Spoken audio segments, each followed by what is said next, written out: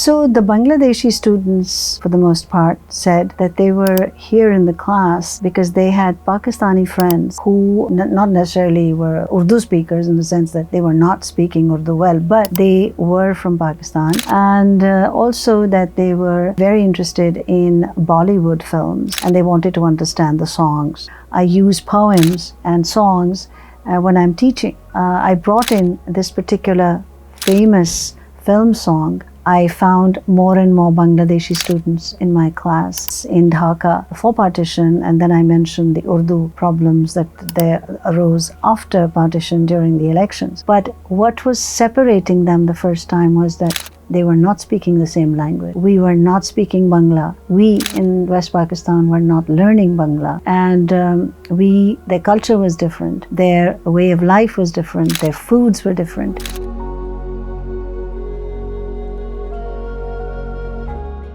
Assalamu alaikum. My name is Tahira Naqvi and I'm clinical professor of Urdu language and literature at New York University, also known as NYU familiarly.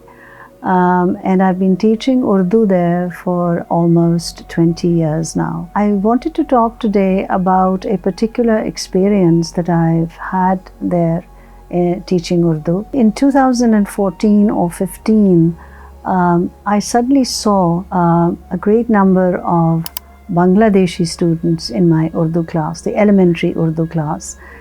This is a class in which we begin with the alphabet, and I teach the students how to write and how to read Urdu. So when I saw them in my class, and they, because in the beginning of class we identify each other, we say where we are from, and the students talk about themselves a little bit. So I asked everyone to introduce themselves, and I realized that there were all these wonderful young men and women who were there to learn Urdu, and they were from Bangladesh. So of course, I had to ask them why, and this is a question we ask everyone: why are you studying Urdu? So the Bangladeshi students, for the most part, said that they were here in the class because they had Pakistani friends who not necessarily were Urdu speakers in the sense that they were not speaking Urdu well, but they were from Pakistan, and also that they were very interested in Bollywood films and they wanted to understand the songs and maybe the film, but more so the songs. I was intrigued and curious as to how they would feel if they find out what the story of Bangladesh is in terms of Pakistan and Urdu. And interestingly enough, they, for the most part, I would say nearly all of them, had very little idea of the kind of history and the kind of unpleasantness that is associated with that history. And so they were just there because, as I stated earlier, for the reasons that they had given. However, before I began teaching, I decided to tell them the history of Pakistan and Bangladesh. And they listened.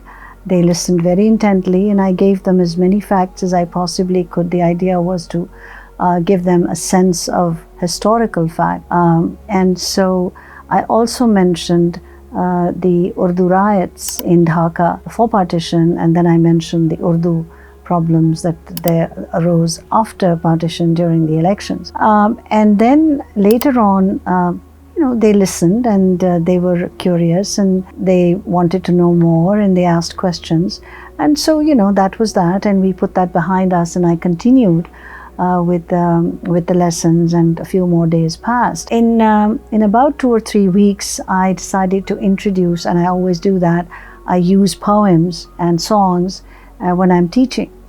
So I taught them, I brought in this particular famous film song that all of us in Pakistan, or nearly all of us in Pakistan, certainly of people of my age know, which was from a film in which a teacher is taking students, young students, school students, on a tour of the newly founded Pakistan, and he's introducing them, and they're going on a train, and he's introducing them to various regions of Pakistan.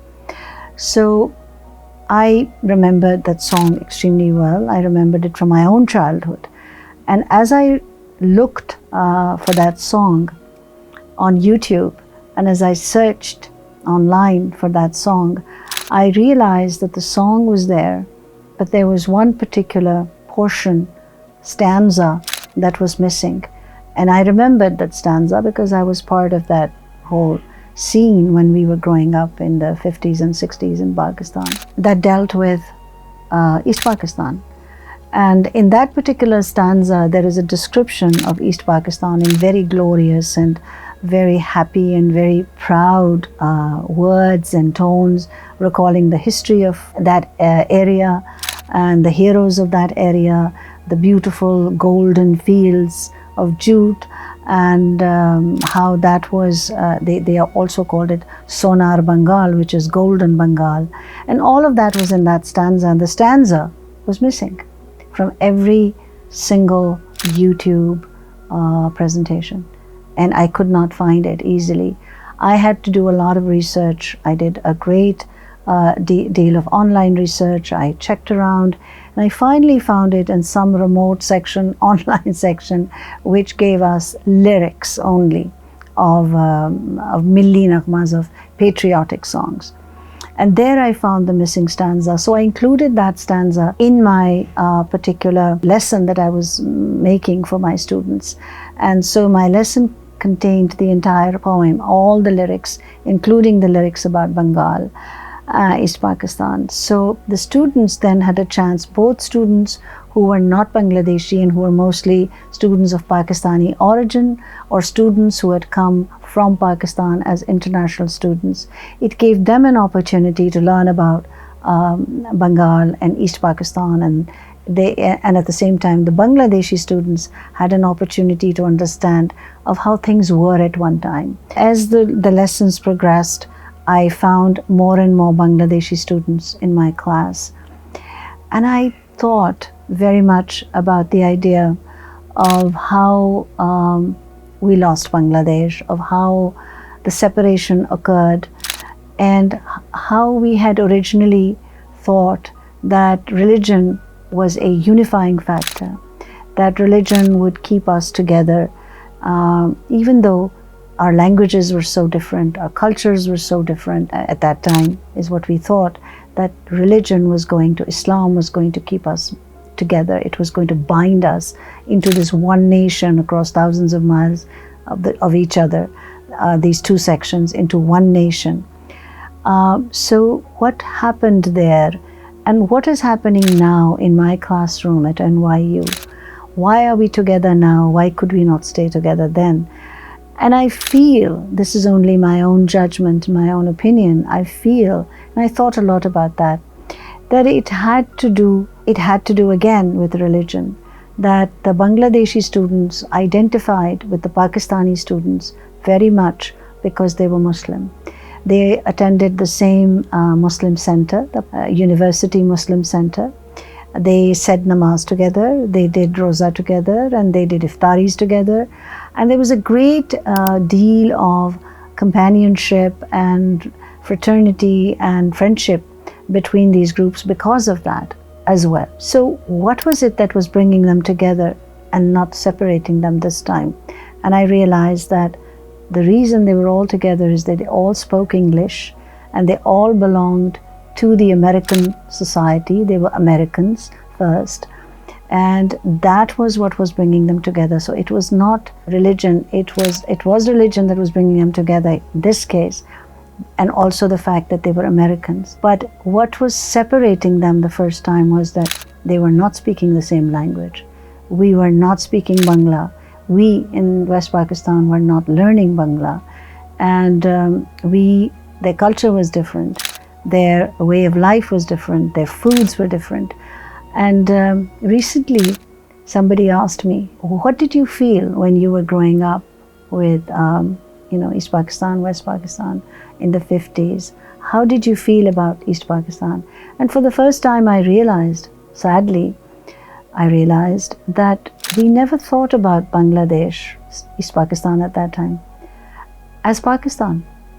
It was just a country, something out there, part of our country perhaps, but we never really thought of it as part of us in such a way that we were one country.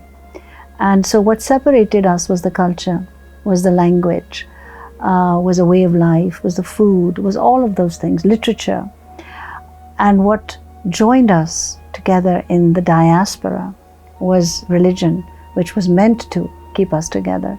So anyway, these were all very interesting observations. All I have to say at the end is that the experience was very educational for me and very enlightening. And at the same time, I realized the power of Urdu and how the culture of Urdu and Urdu language were able to bring us together in this classroom and cement friendships that have lasted over the years. My Bangladeshi students get in touch with me, and they're still coming. There are other Bangladeshi students that are coming, and I'm still teaching that song in its entirety. Thank you.